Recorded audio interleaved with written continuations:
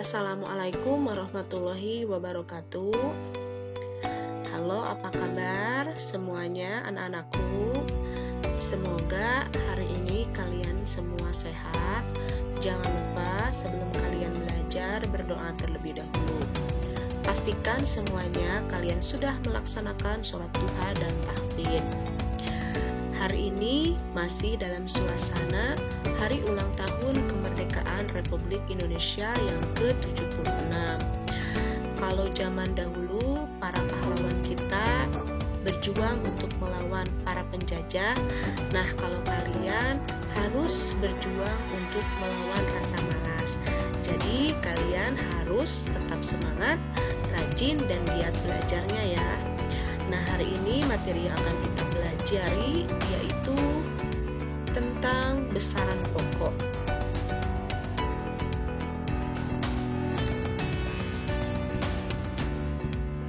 Adapun tujuan pembelajarannya, Ibu harapkan kalian dapat yang pertama menjelaskan pengertian besaran pokok. Kedua, kalian dapat menjelaskan macam-macam besaran pokok. Ketiga, kalian dapat menjelaskan besaran dengan alat ukur yang sesuai. Keempat, kalian dapat mengkonversi satuan panjang dan massa. Dan yang kelima, kalian dapat melakukan pengukuran dengan alat ukur besaran pokok.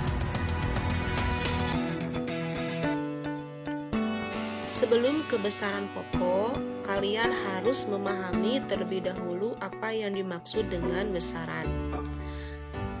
Besaran merupakan segala sesuatu yang dapat diukur dengan alat ukur dan nilainya dapat dinyatakan dengan angka. Contoh, misalkan di sana ada 300 meter. Angka 300 merupakan besaran dan meter di sana merupakan satuan. Minggu yang lalu sudah kita bahas ya apa yang dimaksud dengan satuan. Nah, meter di sana merupakan satuan. Satuan dari besaran apa, Bu? Nah, jadi meter itu merupakan satuan dari besaran panjang. Contoh yang kedua, di sana ada 10 liter. Angka 10 merupakan besaran dan liter merupakan satuan. Nah, satuan dari apa liter itu? Nah, liter itu merupakan satuan dari besaran volume yang nantinya kita bahas setelah besaran pokok.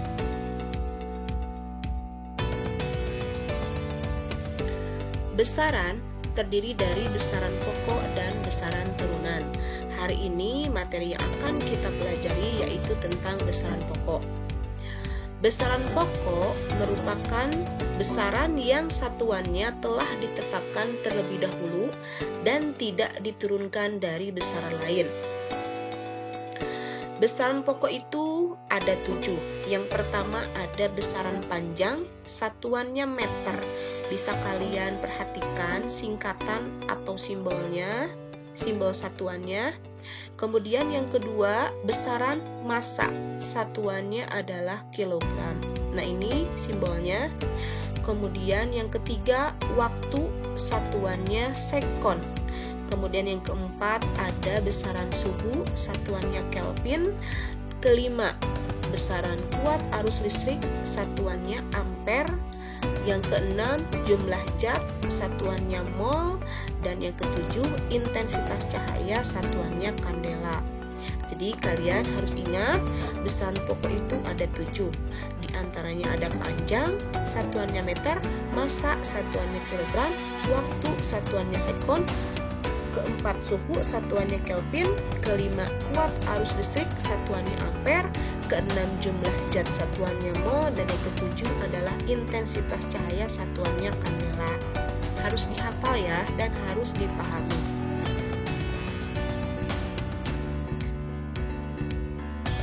Besaran pokok yang pertama yaitu besaran panjang. Di sana ada konversi satuan panjang. Apakah ada yang tahu apa yang dimaksud dengan konversi satuan? Konversi satuan yaitu mengubah nilai suatu sistem satuan ke nilai satuan lain. Contohnya misalkan di sini ada 1 kilometer, kita ubah satuannya ke meter. Jadi 1 kilometer itu sama dengan 1000 meter. Kemudian 1 meter kita ubah ke sentimeter. Nah, jadi 1 meter itu sama dengan 100 cm. Kemudian besaran pokok yang kedua adalah massa. Kalian mungkin pernah mendengar antara massa dan berat. Nah, massa dan berat itu merupakan dua besaran yang berbeda. Massa merupakan sebuah benda yang menyatakan jumlah zat atau materi yang terkandung di dalam benda. Sedangkan kalau berat merupakan gaya tarik bumi yang dialami benda tersebut. Nah, di sini ada contoh dari konversi satuan massa. Misalkan 1 ton kita ubah ke kuintal. Jadi 1 ton itu sama dengan 10 kuintal. 1 kuintal itu berapa kilogram? Nah, jadi 1 kuintal itu sama dengan 100 kg. 1 kilo berapa gram? Yaitu 1000 gram. 1 ons kita ubah satuannya ke gram. Berapa? Jadi 1 ons itu sama dengan 100 gram. Dan 1 gram itu kita ubah misalkan ke miligram. Berapa? 1 gram sama dengan 1000 miligram. Nah, itu adalah contoh dari konversi satuan panjang dan satuan massa.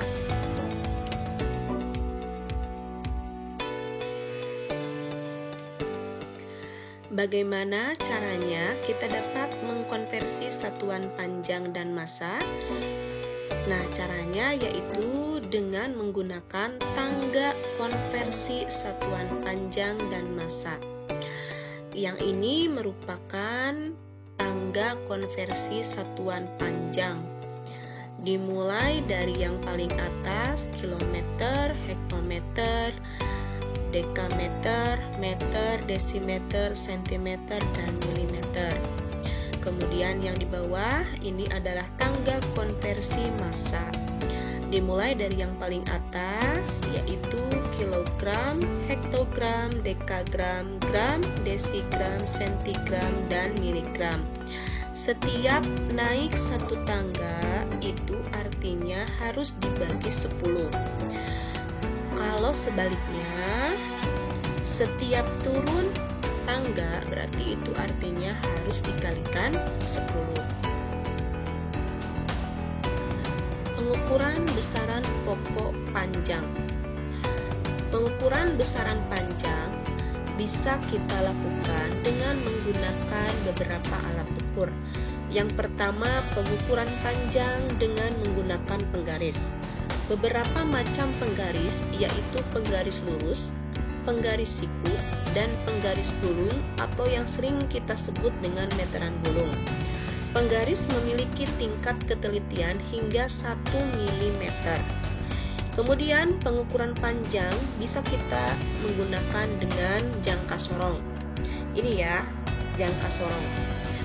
Jangka sorong memiliki tingkat ketelitian yang berbeda. Setiap skala pada rahang tetap memiliki nilai sebesar 1 mm. Apabila pada rahang geser atau nonius terdapat 20 skala, maka ketelitian jangka sorong 1 mm per 20 sama dengan 0,05 mm. Untuk jangka sorong dengan rahang nonius yang memiliki 50 skala memiliki ketelitian 1 mm per 50 sama dengan 0,02 mm. Berikut bagian-bagian jangka sorong. Di sini ada rahang tetap atas, kemudian ada rahang tetap bawah, ada rahang sorong atas, dan ada rahang sorong bawah. Nah, ini untuk rahang sorong atas dan rahang sorong bawah ini bisa kita geser-geser ya, ke depan, ke belakang dengan melonggarkan tombol kuncinya.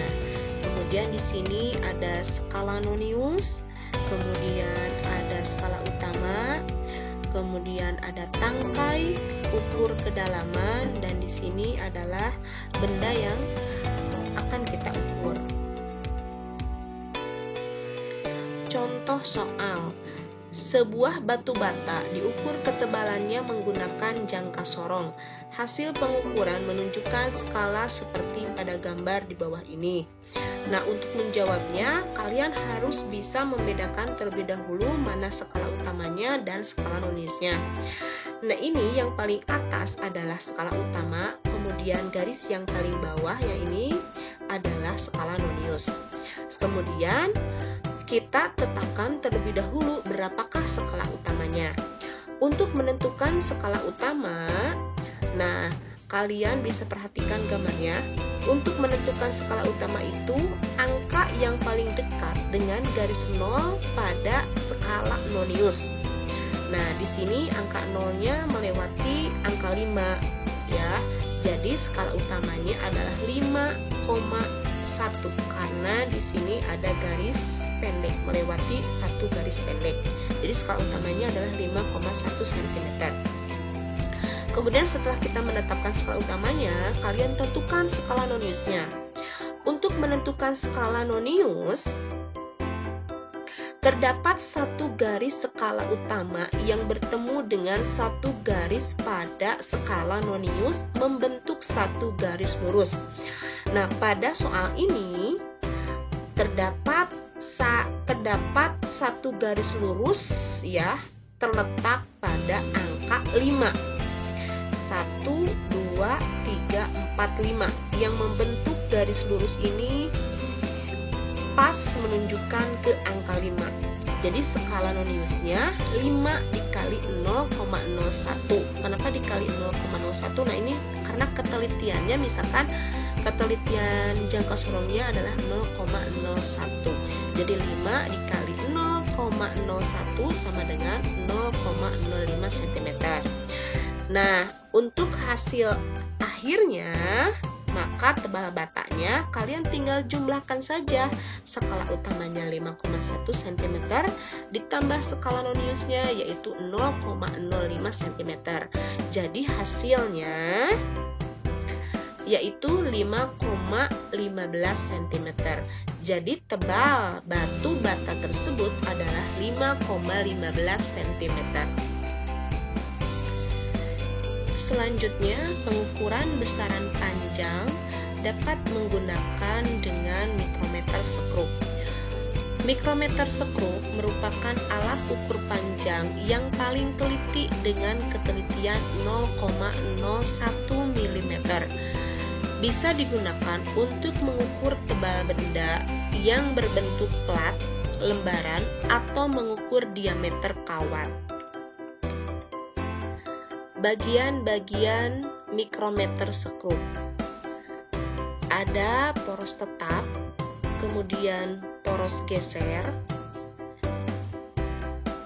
pengunci, kemudian ada skala utama, skala nonius, ini ada pemutar ke atas ke bawah ya. Contoh soal. Perhatikan pengukuran mikrometer skrup di bawah ini. Untuk menjawabnya, kalian terlebih dahulu harus menentukan skala utama atau skala tetapnya. Di gambar ini, skala tetapnya menunjukkan angka 4. Ya, angka 4. 4 dikali 1 mm sama dengan 4. Kemudian kita tentukan skala noniusnya. Nah, skala noniusnya itu yang membentuk satu garis lurus antara skala nonius dengan skala utama. Menunjukkan angka 30 ya. Jadi skala noniusnya 30 dikali 0,01 karena ketelitian dari mikrometer skrup itu 0,01. Jadi hasilnya 0,30 mm. Kemudian hasil akhirnya sama seperti pada tadi jangka sorong, kita tinggal jumlahkan saja skala tetap atau skala utamanya dengan skala noniusnya. Jadi 4 mm ditambah 0,30 hasilnya 4,30 mm. Jadi hasil dari pengukurannya adalah 4,30 mm. Pengukuran besaran pokok yang kedua yaitu pengukuran besaran massa. Pengukuran besaran massa dapat kita lakukan dengan menggunakan neraca Ohaus atau neraca batang. Jenis-jenis neraca Ohaus yaitu neraca 2 lengan, neraca 3 lengan, dan neraca 4 lengan. Kemudian yang kedua ada neraca. Digunakan untuk mengukur massa benda yang lebih besar. Neraca ini digunakan untuk mengukur massa hingga 500 kg. Neraca jenis neraca pasar dan neraca dacin memiliki prinsip kerja yang sama, yaitu berprinsip pada tuas atau pengukit. Bagian-bagian neraca Ohaus. Ada tombol kalibrasi, kemudian ada pemberat atau anting, ada tempat beban, kemudian ada garis kesetimbangan atau titik nol, dan ada lengan neraca. Seperti yang sudah tadi dibahas bahwa lengan neraca itu ada yang 3 dan ada yang 4. Nah, di sini ada contoh neraca, contoh soal neraca Ohaus. Untuk lengan pertama di sana menunjukkan 100 gram. Lengan kedua menunjukkan angka 20 gram dan lengan ketiga menunjukkan angka 5 gram. Maka hasil pengukuran massa bendanya tinggal dijumlahkan saja, 100 ditambah 20 ditambah 5 gram. Jadi hasilnya 125 gram. Perlu diingat untuk neraca 3 lengan ya, biasanya lengan pertama itu menunjukkan angka ratusan. Kalau lengan kedua menunjukkan angka puluhan dan lengan ketiga menunjukkan angka satuan. Besaran pokok selanjutnya yaitu besaran waktu. Contoh misalkan 1 hari sama dengan 24 jam, 1 jam sama dengan 60 menit, 1 menit itu sama dengan 60 sekon ya. Kemudian selanjutnya besaran pokok selanjutnya yaitu suhu.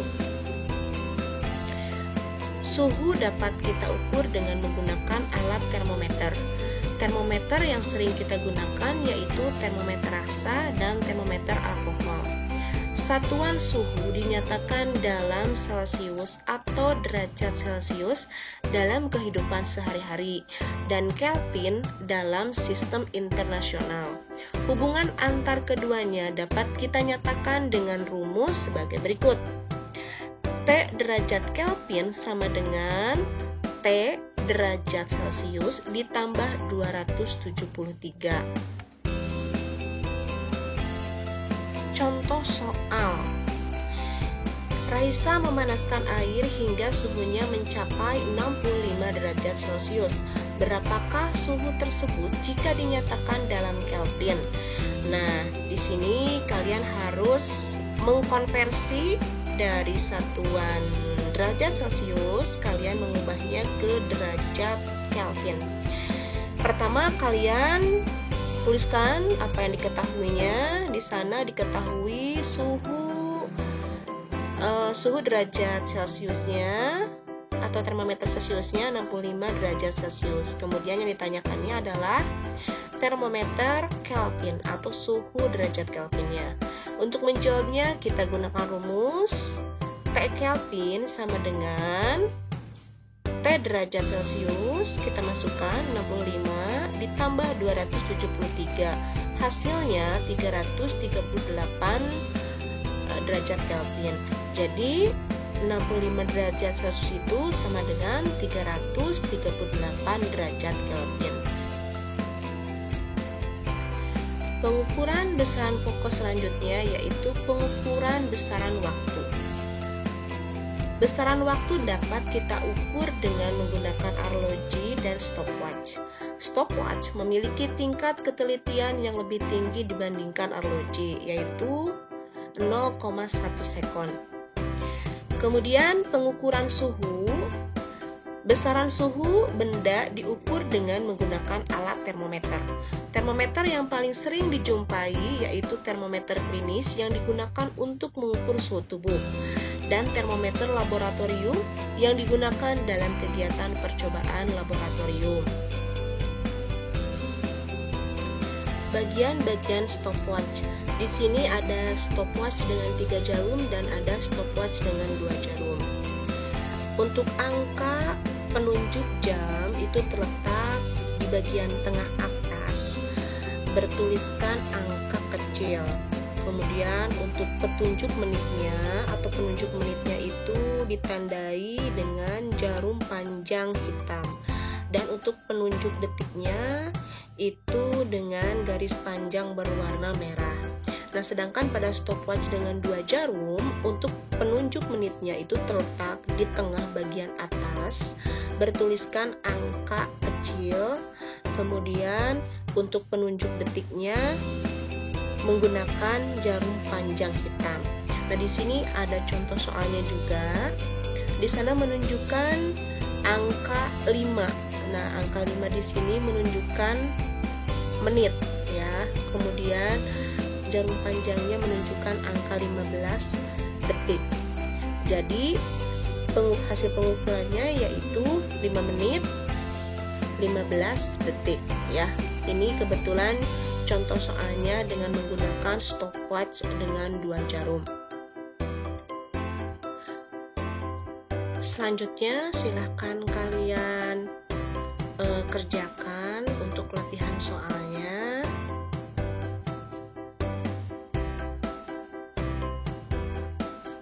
Apabila ada yang tidak dimengerti, bisa kalian tulis di kolom komentar atau bisa japri ke ibu kalau misalkan kalian ada hambatan dalam pengerjaannya. Dan terakhir, jangan lupa tetap menjaga kesehatan dengan mematuhi protokol kesehatan, yaitu dengan memakai masker, mencuci tangan di air yang mengalir, dan menjaga jarak. Terima kasih untuk hari ini. Semoga bermanfaat. Semoga kalian dapat memahami materi ini. Dan sampai ketemu lagi minggu depan. Wassalamualaikum warahmatullahi wabarakatuh.